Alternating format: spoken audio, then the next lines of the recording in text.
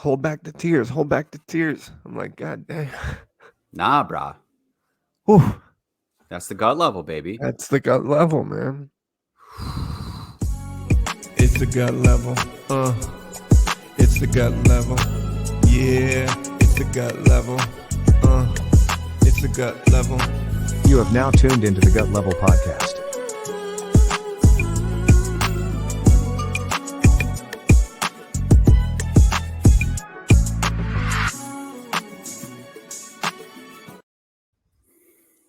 Yo, Romy Rome, happy Friday. young CB3, how goes it? It's going fantastic, man. I don't think we've used any of your other nicknames in our podcast so far. No, You know, no, we haven't. I'm a man that's gone by many names. Big Daddy Rome. Mm, Yeah, well, maybe that's the one we'll drop for this week. Big Daddy Rome, young Christopher. What's good, man? Episode number 3. Yeah, what a trip. Numero tres is what they would say in Espanol. Yeah, I'm glad to Yeah, know that your Spanish is on point today. look, I'm a learned man. Okay, been You are a around, learned man. seen some things, been through some things. Well, today's going to be a banger, though. I feel like it's the first time we're really kind of going there. I mean, episode 1 Yeah, was kind of a little bit of a foundational episode and who we for are sure. and giving a little bit of that. And last week talking about, purpose and passion and diving a bit more into how we found some of that. And Right. this feels like today we're gonna go to the gut level, which is We are, man. We are. And I think it's a perfect transition, as we were talking about, what are some good topics that right out the gate we can start talking about that are not only relevant to us and kind of the conversations that we plan on having, but are currently relevant today. And I right. think that what a perfect way to get there with today's topic. What are we talking about today, Chris? Suffering in silence, Mm, the myth of inadequacy.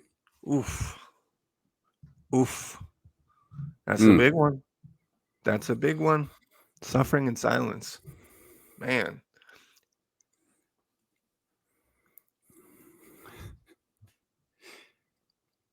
Yeah, I mean, it almost makes you have nothing to say, even though we got lots to say today.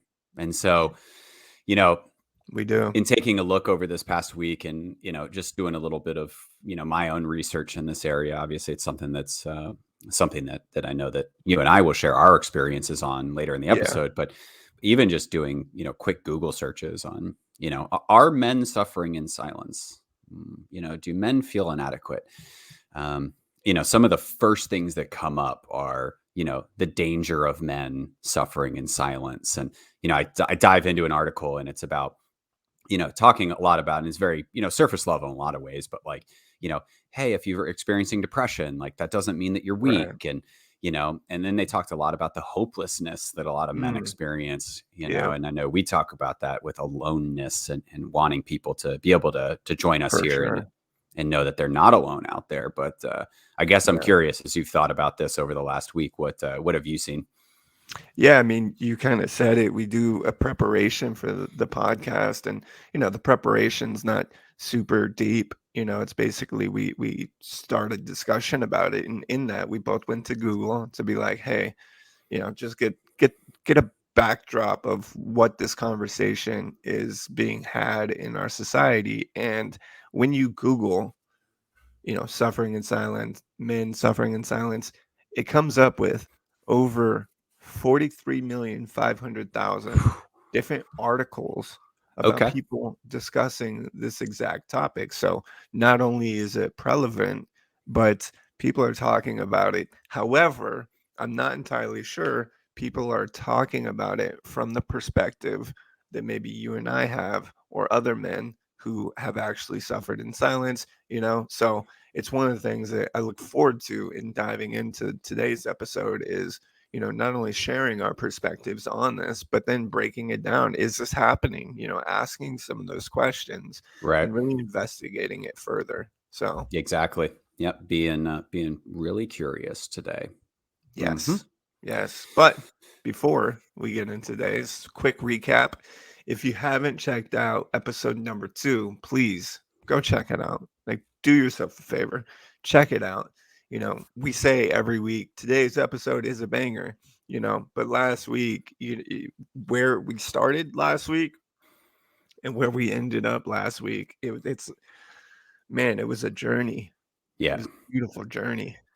Absolutely. And I love, I'm continuing to love the idea, the call to action for us kind of Mm, between episodes and, what we're doing in our own journeys right here as men and being part of this community. And for me, it was to really remain curious and to continue to look at these things in my life that I find the little puzzle pieces, as you said last week, towards, yeah. purpose and passion. Um, and so, I guess I'll just quick follow up that, like, yeah, this week, that maintaining that perspective of curiosity has been on point and has been Mm, there, and just remaining curious about anything going on in my life. So, anyways, there I am. I'm accountable. I What about love you? it. I love it, man. One of the videos I posted this week was, a direct quote from you talking about, wanting to remain curious. And Mm, I think it's powerful. And I think a lot of people relate to that, myself included. My call to action last week was actually to just reach out and talk to people about, some of the fears that I'm facing, some of the challenges on a day-to-day basis, because as in today's episode, a lot of times I suffer in silence, and I do that to myself. And so that's what I am committed to. I haven't had an opportunity this week because there wasn't really anything that kind of popped up that was relevant to that. However, last night, you and I kind of came on here, and I had a rough day. And instead of maybe just pushing forward and ignoring it like I would normally do, I kind of I made a decision to maybe stop, pause, take a step back, and say, "Hey, I need some time. I need some space. I need to process this. I'm all over the place, and I just need to be still." And so I did mm, that last night, and I can tell you that it was the right call. Absolutely, mm.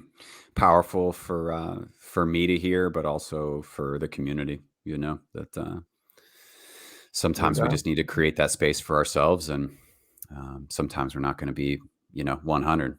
So I'm glad that you shared that, and I appreciate your vulnerability, man. no doubt, my man. Well, before we hop into today's episode, here's a little disclaimer from two very handsome men.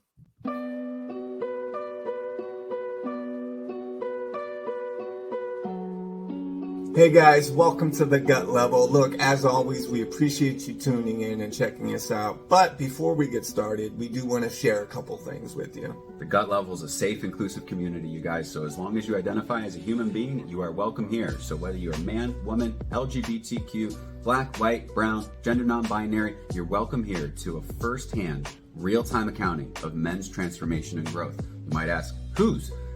Ours. Yeah, look, we started this channel to help men evolve by creating connection and inspiring growth, with the point being to really remove that experience of isolation and the aloneness of being a man. And when we remove that, what happens? We become a part of a tribe and a community. Yeah, look, disclaimer, we do not have the solutions nor the answers, and we are not experts. Our only qualifications is that we're just two regular ass dudes Helping to normalize men's humanity, one experience at a time. So, welcome, like the video, subscribe to the channel, join our community below, and welcome to the Gut Level. Enjoy the episode.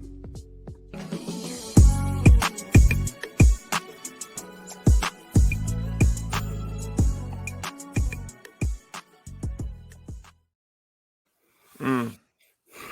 Mm. Well, Good disclaimer.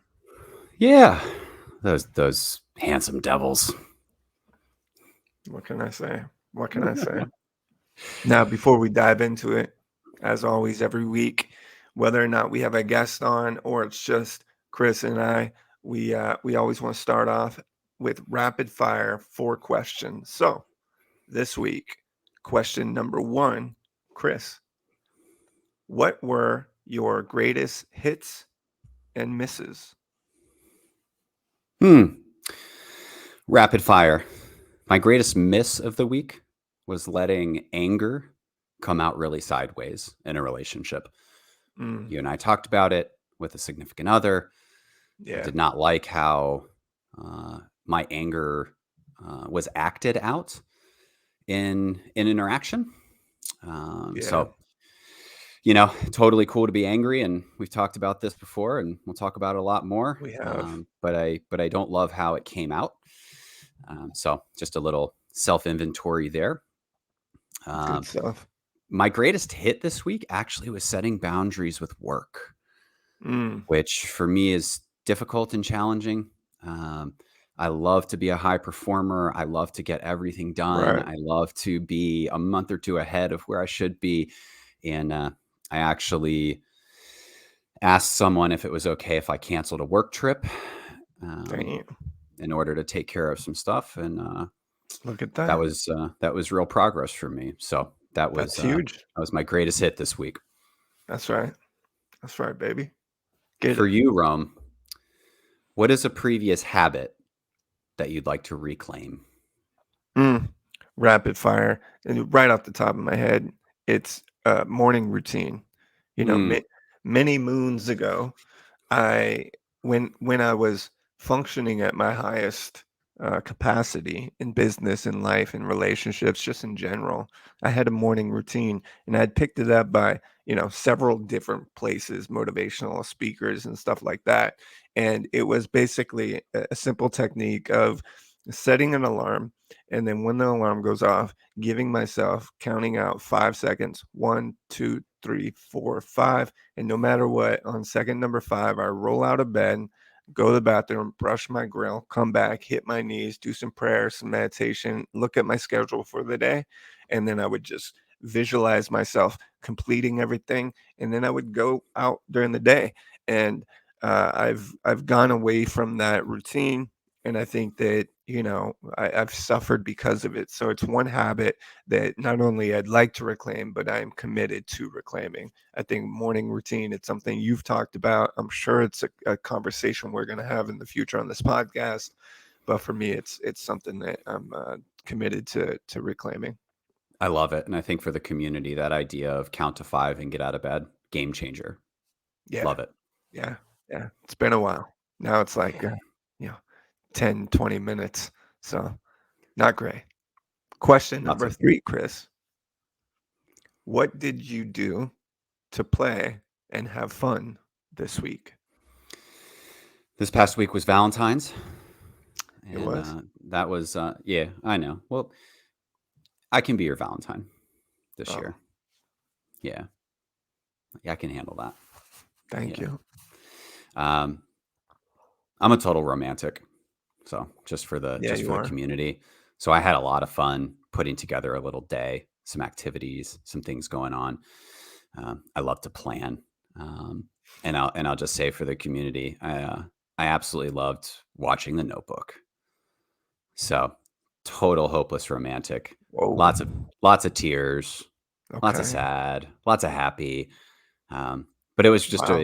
it was a fun afternoon. Um, so So you and watched I'll The Notebook on Valentine's Day? oh yeah, Okay. yeah, I And that love worked. That oh was yeah, the move? yeah. Take That notes. that was the move, and I'll give a shout out to my lovely, who realizes that the thing I love more than anything is Mm, time with another person, yeah, and so her gifts to me were all about time and things we could do together. So just a that's shout out awesome. to my lovely and how much that meant to me. But a lot of fun moving forward and being able to Big play ups. games and do some stuff like that. So. That's Um, awesome, man. but let's move on. Question 4. What is something that's currently adding value to your life? Big Daddy Rome. I got it right here. So I've shared this before, but after 6 or 7 years, I've decided to go back to college, right? So Mm, I'm currently in college, and I got a full school load right now, and then at times it's a bit overwhelming. And with all the quizzes and tests and exams that I have to prep for, it's like I don't know where to start. And I stumbled across something called Quizlet. Quizlet, L-E-T at the end, Quizlet.com. And it's a fantastic place where you can create flashcards, give yourself practice exams. They already have pre-built practice exams as well. So you can type in, what your Psychology 206 course book is for whatever your class is. They'll automatically have it uploaded to their database and have flashcards already prepared mm, and practice exam questions that, my experience so far have been pretty on point with what the actual exams for my classes have been. So I just kind of stumbled across this thing, and now I'm using it for every exam, every test, and every quiz that I have every week. And I can tell you that, I'm not a great test taker to begin with. Now I feel like a lot more confident walking into those tests and those exams. So for anyone that's out there who's a student, you're studying for tests on a regular basis, and it's even outside of school. So even career tests they have available on there. Check it out. It's Quizlet.com. Again, all the links will be in the description, but it's a game changer. And I can't believe that it took so long for this to come out and become a thing. Like, where was this when I was in high school, Chris? Where was this when we were in school? yeah. Well, Alas, it's here now. providing value. Mm, that's what Love we it. do. That's what we do. And we are not sponsored. So, yet, Yet. Quizlet. Oh, I love it, man. Well, let's dive in, right? So every week, one experience, two perspectives, three invitations. Let's dive into the perspective side of the show. So, Mm, Roman, this week we're talking about suffering in silence, the myth of inadequacy. Let's mm. hear. Let's hear from you. Well, I guess a good place to start would be just, and I know we're gonna break this down further in our breakdown, but you know, when we first started talking about this topic, it was like, okay, the myth of inadequacy. Okay, well, first of all, is that really a myth? Not in my life, it hasn't been. And then, to the point of, do men suffer in silence? Well, I can't speak for every man, but have I suffered in silence? Yes. So I have felt inadequate, and I have felt, I have suffered in silence. Where, my mind kind of goes to automatically, though, is I'm not entirely sure that while I was suffering in silence, I knew that that's what was happening, Got it. or while I was faced with inadequacy, I wasn't aware that that is what I was feeling. So it's kind of an interesting thing that, again, we will dive further in because I want to have that conversation with you. But, my perspective on it is quite simple. I think that growing up, I was taught that, men are strong, right? Some of the same things that we've talked about on here before is these stereotypes and characteristics that men are raised to believe, to be strong, to be a protector, right? To provide, the old saying that men, real boys don't cry, right? Right. And it's like, from that perspective, growing up, instead of being emotional, instead of being um, vulnerable, a lot of times what I learned to do was just stuff it, right? Just Yeah. stuff it all deep down. So, when my mom got arrested and I went to foster care, boom, just stuff that, right? Mm, When my dad took off and never saw him again, boom, just stuff that. And when the foster kids were picking on me because I was white, yeah, just stuff that, right? And to the point where it just became second nature. There really wasn't another option, right? And so my entire life, I suffered in silence. I didn't know any better. And then, when I was finally adopted, I was introduced to a completely different belief system, but also I was afforded opportunities that I previously didn't have. And one of those opportunities that I was afforded was the opportunity to go to therapy. And I remember walking into a therapy office, for the first time when I was maybe 14, 13, 14, something like that. And I remember it being such an abstract idea to me that when I walked in, there was immense confusion on what I was supposed to do, right?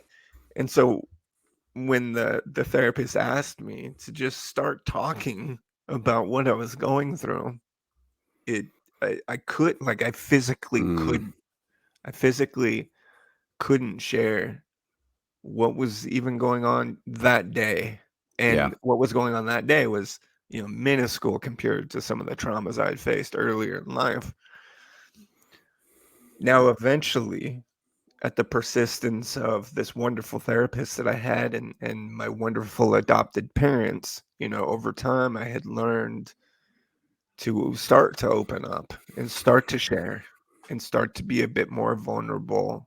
And in that, there was so many gifts, but it was always to a point. It was like in the safety of the confines of this therapist office with this one therapist I've had for 4 years. There I'll share, a little bit about what's going on, but certainly not in a relationship, not to my parents, not to my friends, not to my coaches, not to damn near anyone else. Got it. And so, like, that belief that I can't share, I can't talk about it, I can't share the pain, that just continued over and over and over and over again to where, when I eventually became an adult and kind of got my life together, it was so ingrained in who I was that I think it impacted every aspect of my life to where you know, and fortunately, yeah, I took some opportunities again as an early adult that allowed me to kind of break down some of those barriers that, I've shared about in my story and will Right. continue to share about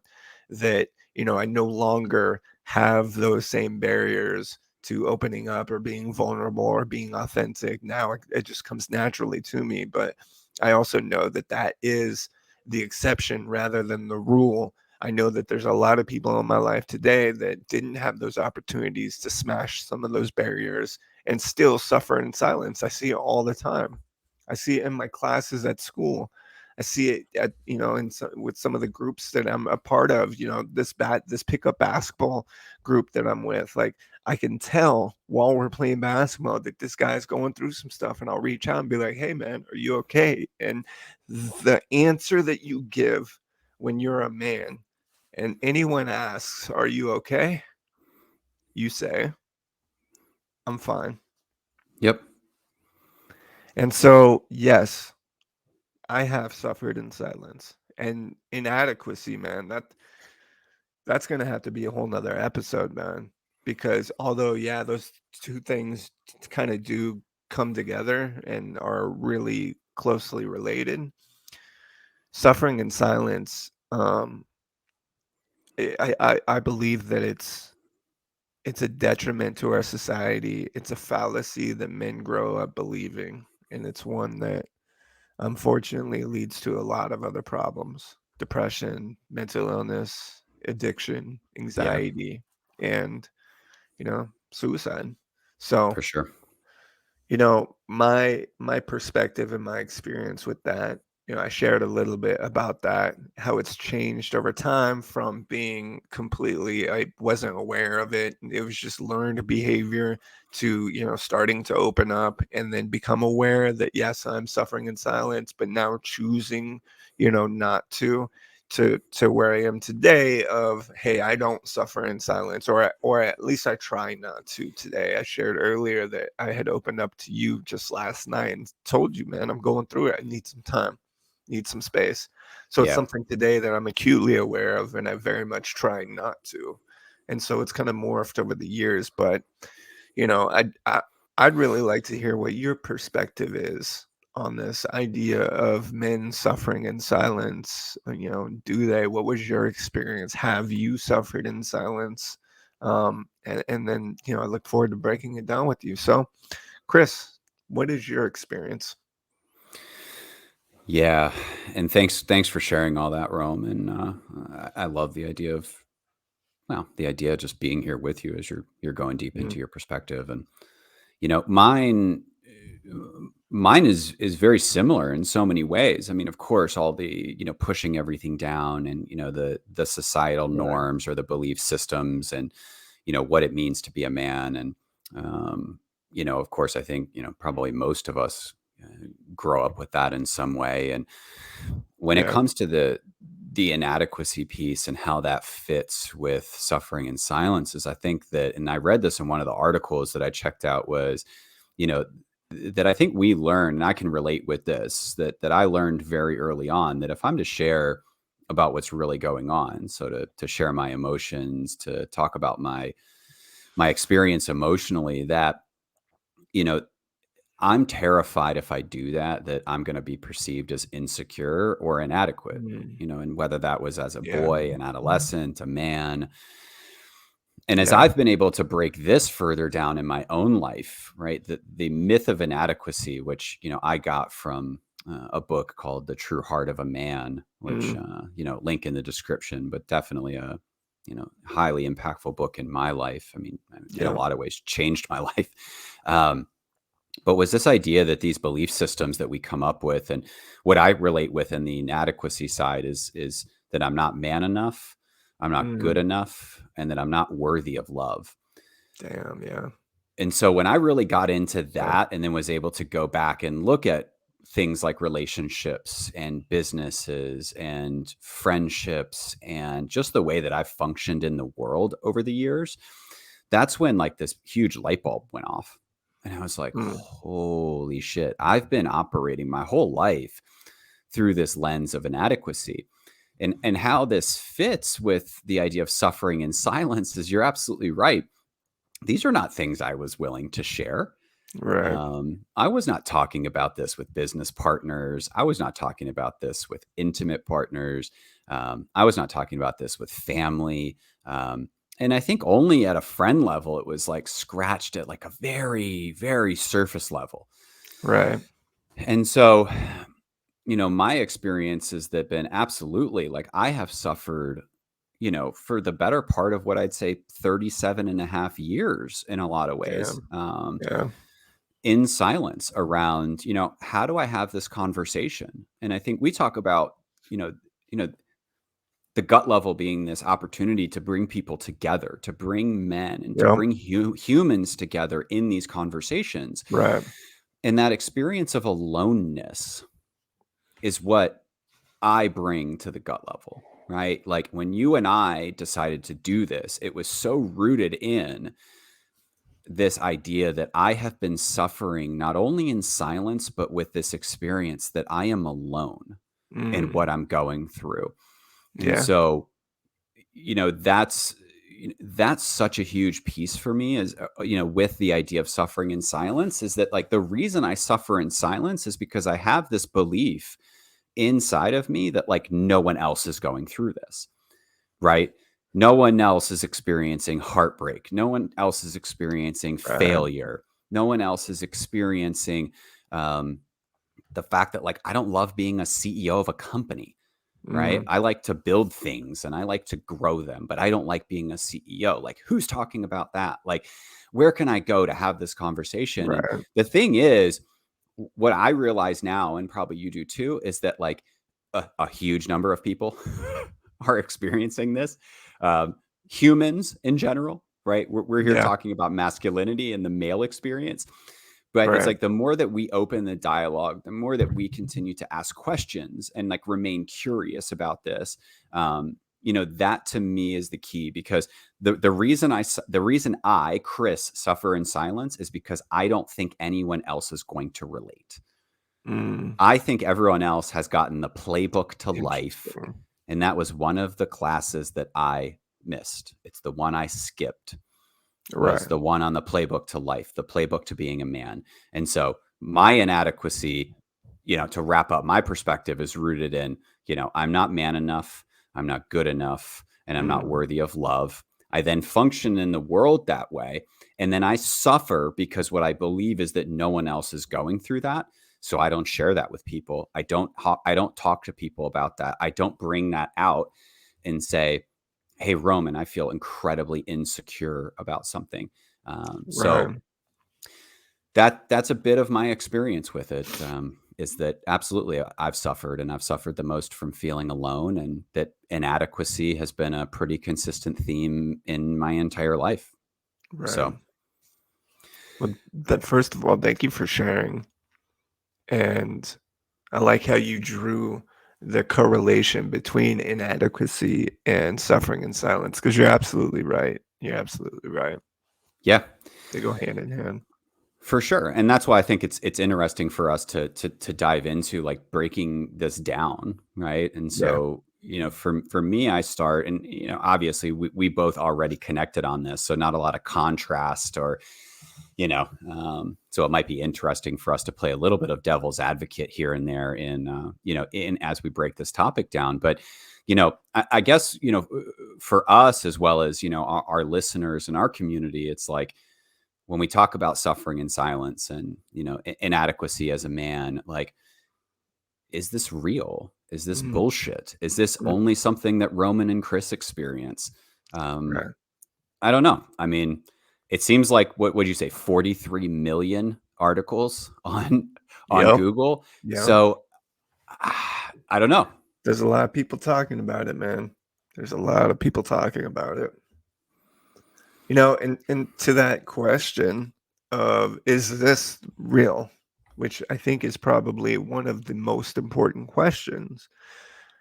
Do men suffer in silence? Well, I think that when we put anything in the context of a blanket statement, the answer is no, right? You can't Ah, make a blanket statement and it be correct about anything. And I think that we as a society have a tendency to do that. So there was a number of articles that I read that used the phrase all men or men blank. And it's like, well, that's not necessarily true, because the reality of the situation is, today, do I suffer in silence?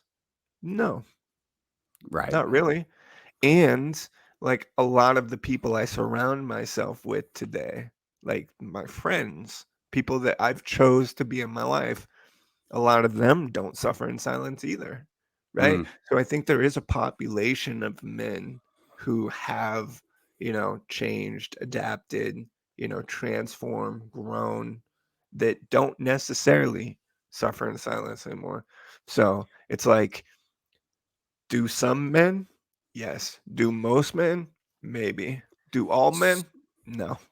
so when you bring that up, and it's interesting. So you talk about, like, your people, your group of people, you don't suffer this way. I say, like, well, as of 8 months ago, like, I was still suffering in silence a lot, right? So, like, for Right. our viewers, like, Yeah, this is definitely like a new path to for not sure. feel so alone in all of this. So when you talk about that, like, you now have community around this, and friends and groups of people you feel like you can talk to, how did they get there? Like what was part of that journey? And not to describe the whole journey, but how did they get to that place where they were willing to Yeah. not suffer, to not feel alone, to feel connected? Well, that's a fantastic question, and it's not one that I can probably accurately answer.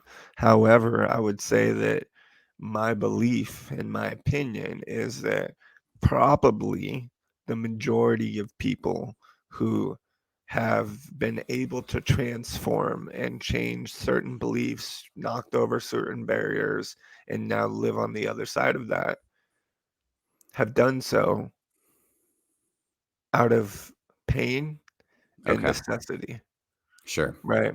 It's something you said, I think on episode one, pain is oftentimes the best motivator, right? It's like, well, yeah, when you're comfortable, it's really hard to change your habits or change, Right. your life. But when things are tough and rough and you're struggling, and you don't really have any other options, I think you need to. And that was my experience. Like I had to. I was literally homeless, strung out, fresh out of prison, like headed nowhere, completely lost. I literally had to start Right. opening up.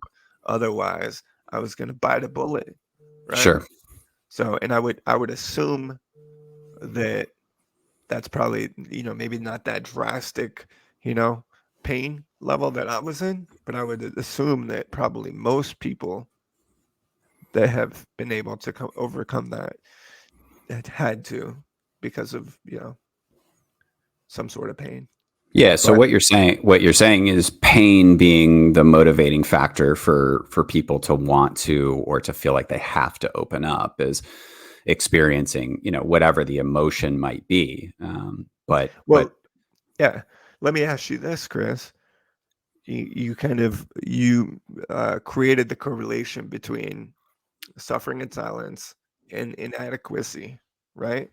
yeah, Why didn't you, right? You talked about, some of this being new to you 8 months ago, right? Still suffering in silence. Like, what caused you to overcome that? What caused you to be like, no, I'm not doing this anymore? What was the catalyst to your change? well, the catalyst was pain, right? So I connect on that level, no question. Yeah. Okay. Yeah, and it's a bit back, and I'm not going to avoid the question. What I'm going to do is try to tie it in here. When you talked a little bit earlier about how you had all this kind of stuff in your head, but like when you walked into the therapist's office, like it was this almost this inability to talk about what was in your heart and in your gut, right? So it's Yeah. like you almost know what should be talked about, but yet there's a barrier. So Right. I've used this for some Okay. reason. It's literally worked. I put my hand like up near my throat, and I'm like, yeah, like there was something here for all these Mm, years that would stop, right? So everything from my sort gut of and my blocked. heart, yeah, exactly, that would like come up, right? It would like stop right here. Mm, Even in my head, I'd be like, yeah, I know I need to talk about this. I know I have to tell someone about this. I know I have to connect, but there would be this block here. And so for me, right, and I think, as we break this down, it's fear, right? So like something in me becomes terrified around how am I supposed to talk about this? How am I right. going to be perceived, right? Right? Am I going to be judged? Right? Am Yeah. I going to be looked at as weak? Am I going to be looked at like I'm not a man, right? Like, and all that's happening so quickly, but then it stuffs to the point where, you say, yeah, I'm fine, Right. right?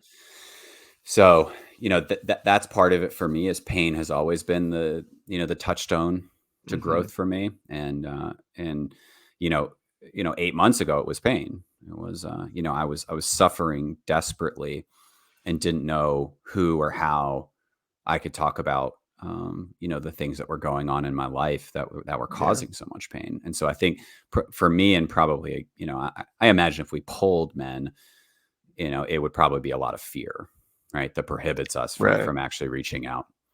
Yeah. Yeah. I agree. For sure. Now, Uh, Go ahead. is it exclusive to men? Are men the only one that suffer in silence? Because while researching this, it's every single article is men suffering in silence, men not sharing, men holding back, men unable to, men. I hadn't Absolutely. read a I, single one that said women suffer in silence. I again, this is an assumption, but I am going to go on a limb and assume that there is a huge number of human beings, because remember, we're inclusive here, baby. So Of course. uh, whether you're whether you're non-binary, doesn't matter to me. Doesn't matter to us. I imagine humans suffer in silence. And I think a lot of that probably goes back to what you were talking about earlier, that like we start to experience things at times in our life, a lot of times in childhood, a lot of times at these places where we Yeah. reach out for support, we reach out for love, we reach out for confirmation that like it's okay, Right. right? And we don't get it.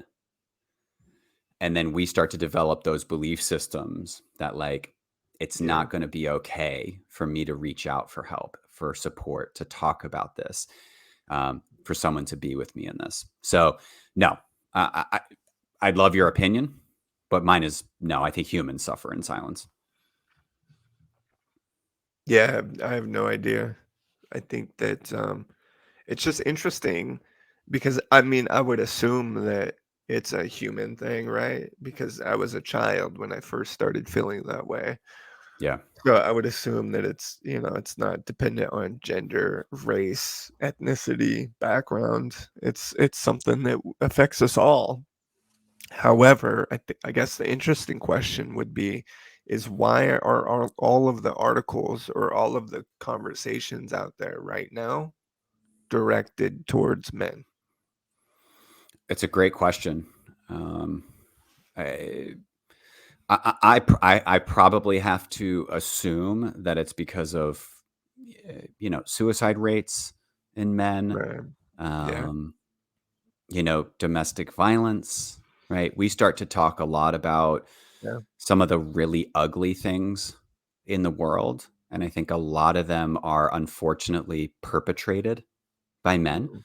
It doesn't mean Yeah. there's not domestic violence from other humans to other humans, but I think a lot of Yeah. it is that like there's so much media right now, right? We live in the Twitter world where everything happens so quickly and information is passed so quickly that and we see some of this really horrific shit going on, Yeah. right? And then we think about, I mean,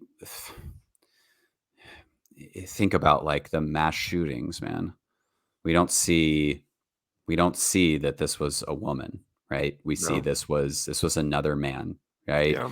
And so I think that we It probably, usually is. Yeah. yeah, we're seeing again. My assumption is we probably see a lot of it in the media as a result of that men are perpetrating a lot of really terrible shit, and hence then when people are breaking that down, psychologists and doctors, they're saying, hey, Right. like we know enough of this person's history to suggest that this person was really suffering, and and was unable or unwilling to seek or get the help they needed. As Right. I don't know. Well, I think that across the board, if you look at, suicide rates, right?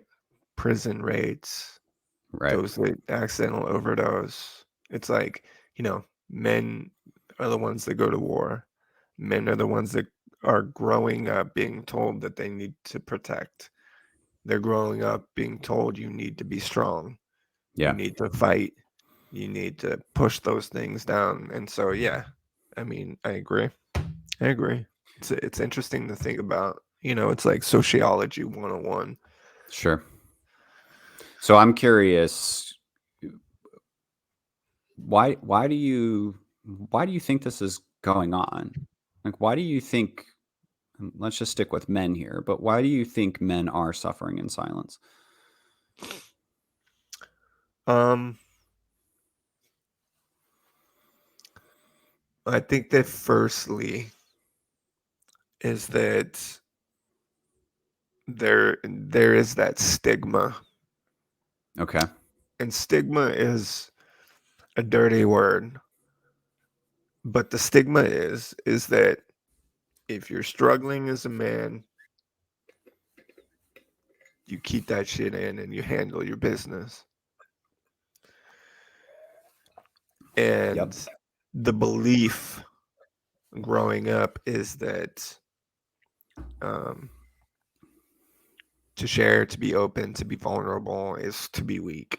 And you don't want to be weak because you're taught that weak men are they're less valuable, right? Yeah. Like women Mm, aren't attracted to weak men, yeah. right? So then there's this idea of, okay, if I want to attract someone of the opposite gender, like I need to portray myself as strong. And strong men don't cry, strong men don't open up, strong men aren't vulnerable, right? And it's like that's a belief. The other part is there's 43 million articles on Google talking about why men are suffering in silence, but there's not 43 million articles talking about what we can do about that.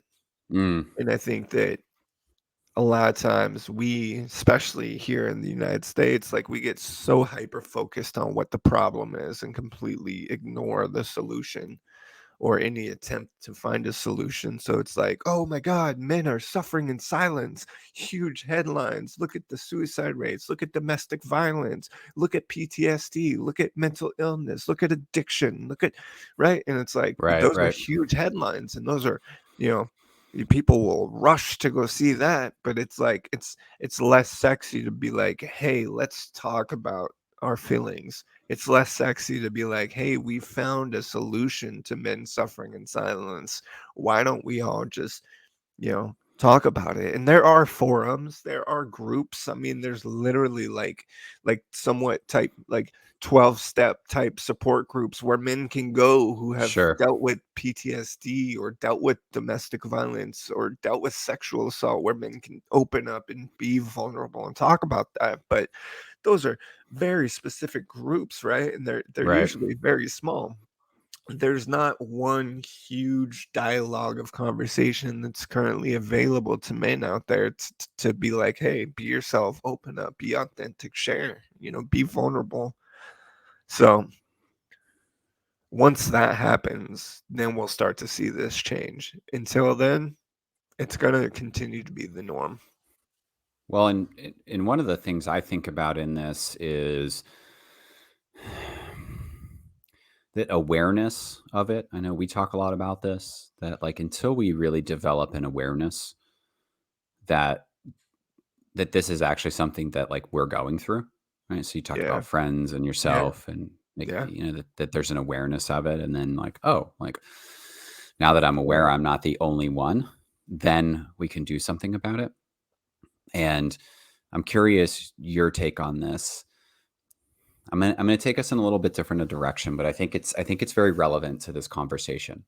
Let's go, baby. Do Are women, we'll speak as two white heterosexual males here, do women really want a man that feels inadequate and can be vulnerable and share that with them? Oof. Yeah, I know. I went there. Well, I don't think I'm qualified to answer this question Well, you're not for a qualified. I'm reason. just looking for the assumption. Okay. Well, I'm gonna have to push that back on you, but you're the one that's currently in a relationship, right? I, as a single man, have no idea what women want. I can Hmm. I can safely say that whatever I have currently or in the past brought to the table has yet to work out. So, do women want a vulnerable man who will openly talk about and share their insecurities, fears, and inadequacies? Chris? I love how you just spin that right back on me. It's like, yeah, you just like were born yesterday and don't have experience. But anyways, we'll circle back to that at some point.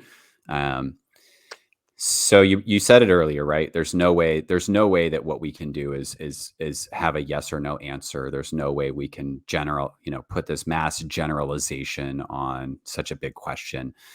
I just think it's an interesting conversation to be had Mhm. because when we talk about right this idea of the reason I went here is when we talk about the idea of building awareness around it is even once I have the awareness, it's is my partner going to be in a place to be able to handle this Yeah, conversation? And what I mean by yeah, that is you said it earlier, you know, yeah, men, but also women are conditioned to believe my man is supposed to be the strong one.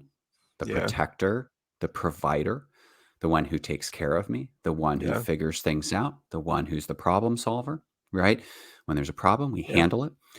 And what happens when I go to someone and say, I'm really scared. I don't have the answer. Mm. I feel totally inadequate to deal with this. I feel like I'm not man enough. I feel like I'm not good enough to do blah, blah, blah.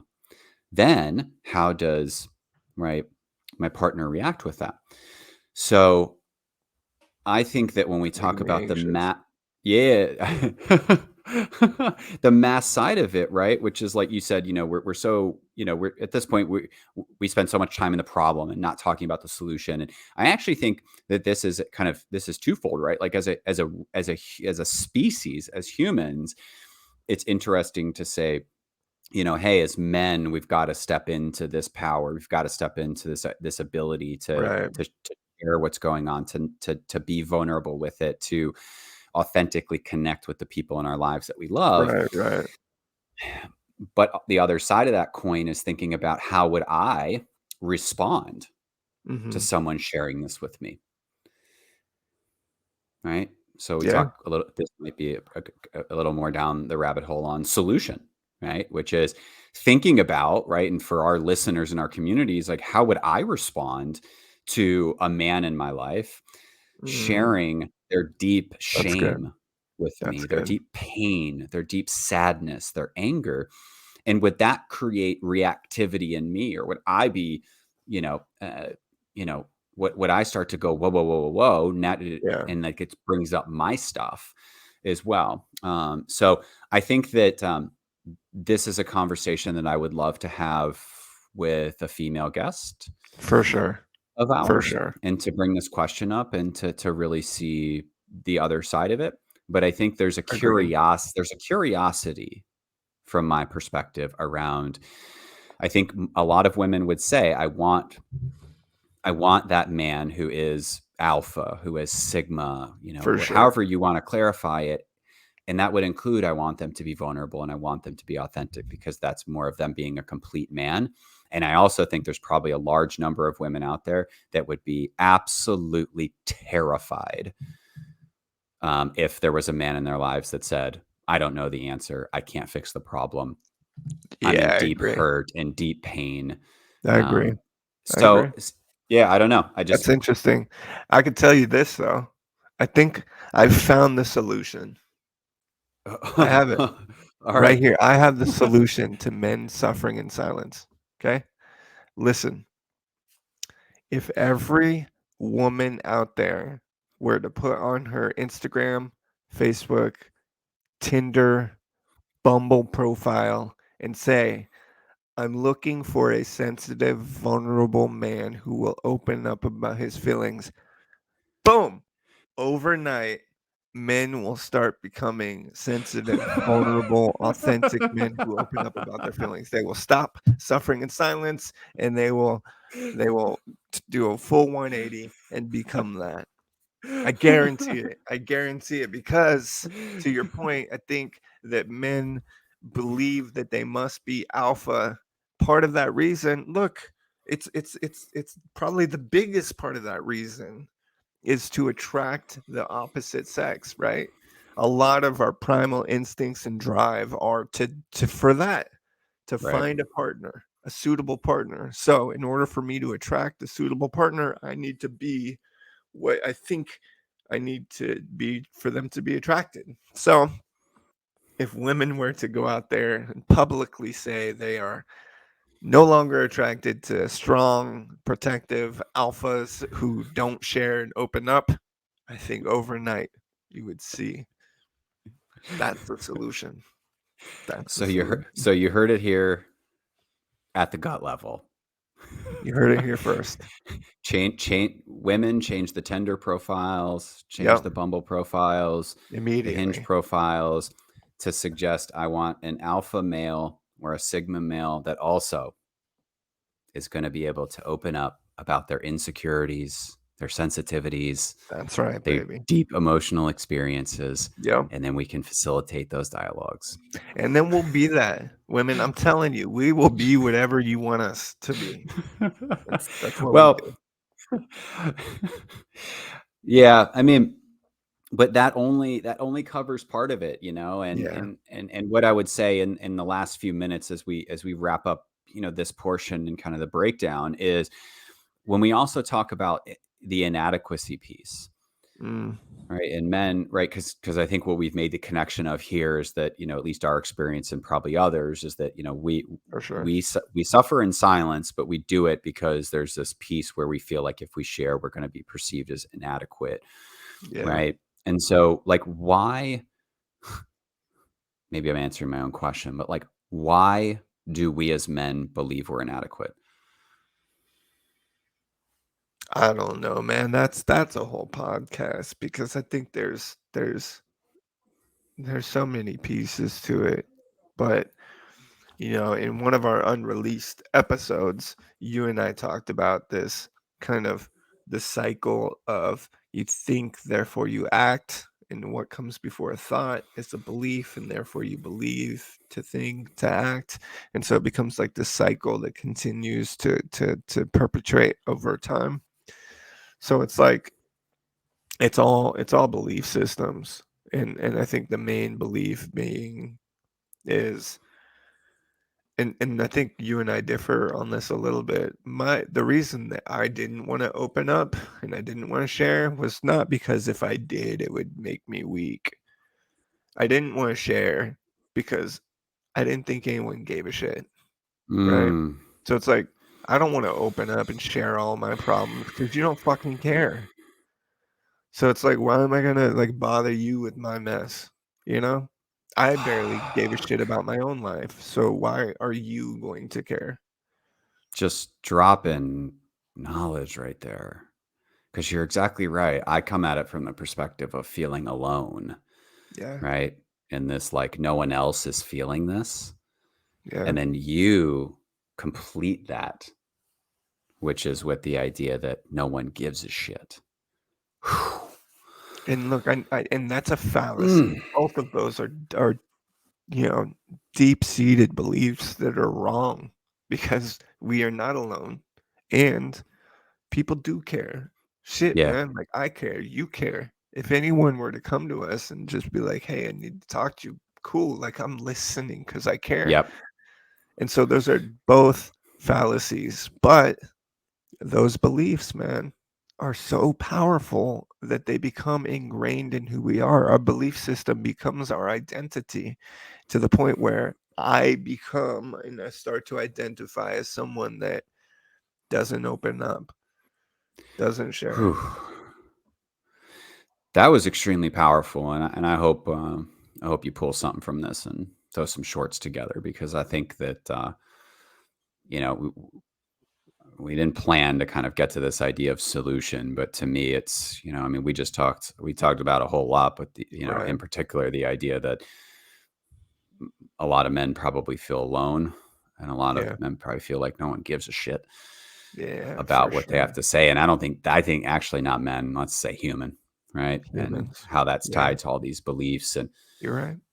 you know it's it's interesting. And I'll say let's go here right now because like, I feel like almost what we've done has been what our three invitations every week are, which is like Yeah. how do we build an awareness Yeah. around this, right? As men, what are the barriers to potentially changing this or to like stepping into the unknown or doing what's uncomfortable? And then like what is our call to action? And I don't know, but like for me, it just felt like we literally did Yeah. like the awareness side Yeah. and then the barriers. Yeah.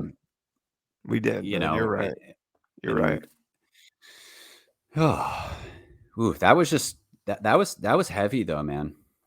Well, I started to get emotional when talking about this because you and I are fortunate to be aware of, acutely aware of this, this fallacy, and then also aware of the barriers that we face.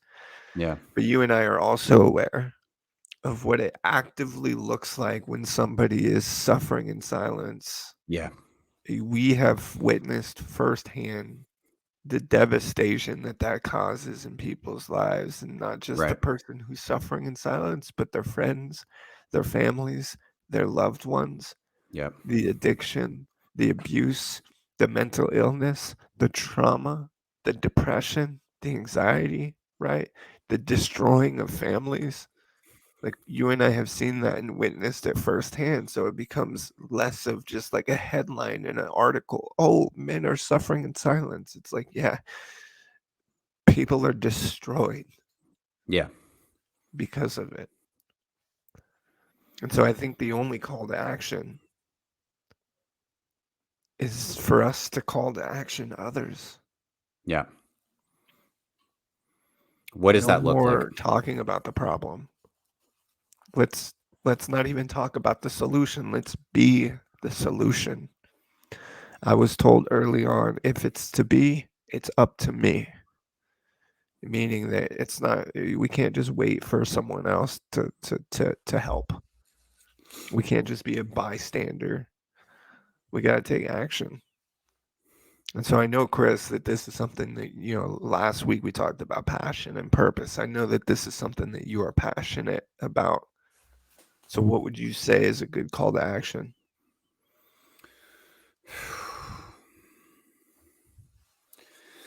I mean, the call to action is exactly what we did today.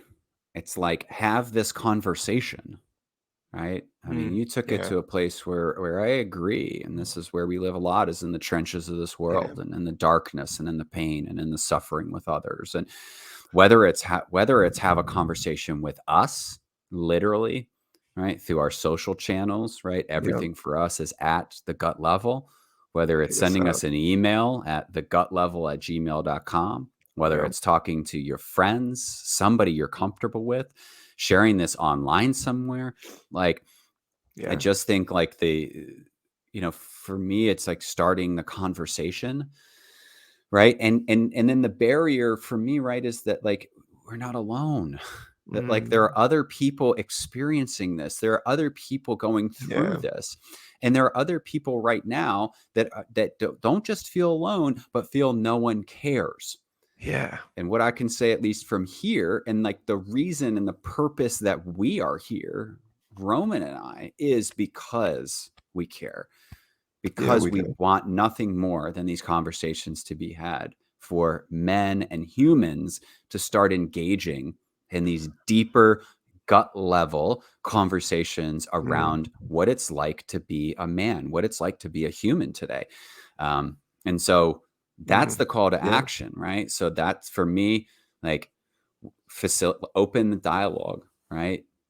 Like, yeah. And I would mm, take it a step further and just also add, reach out to somebody.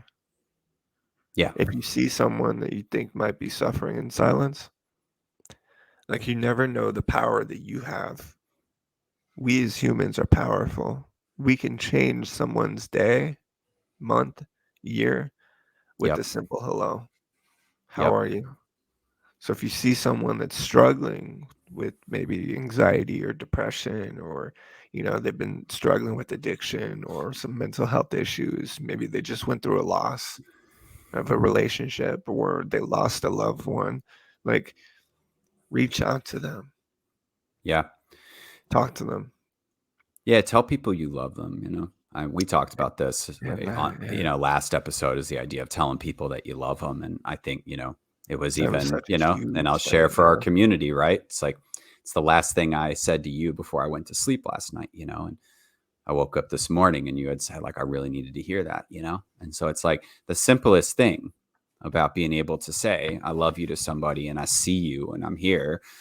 But also, look, like, part of this is like, share this video. Like, if you don't For have the sure. words, if like no one has to say anything, it's just dive in. So, Yeah, if you don't feel comfortable enough reaching out to someone, you can always share this video, yep. and I think it does the same effect. So Yeah. Woo. that's a good one, man. Mm. Yo, there might be a part two to this one. This might be a 2-for-1 special. Yeah, I think. Well, there was a lot in here today. I mean, we could pull the cord on a mess of new episodes just from this today. For So sure. stay tuned, because for sure we're going to talk about we're going to get some Subscribe. badass women on Like. here talking about Comment. some of this stuff. We're going to get some people that don't look like us. That aren't attracted to the opposite sex, that don't identify the way we do, because these conversations are so much bigger than just us two. So for sure, that's going to be exciting. I look forward to it. Yeah. So yeah, join the community. Look, the Gut Level, we're a tribe. We're a community. Join, subscribe, check out our socials. Talk to us. Hit us up. We'll hit you back. Promise. We'll hit you back. No doubt. Young CB3. Romy Rome. Another episode in the one. books, my dude. Another one. Another one. Love you, brother, man. I love you too, brother. Thank you And for love being you you. guys. And we love you. That's Love right. you all.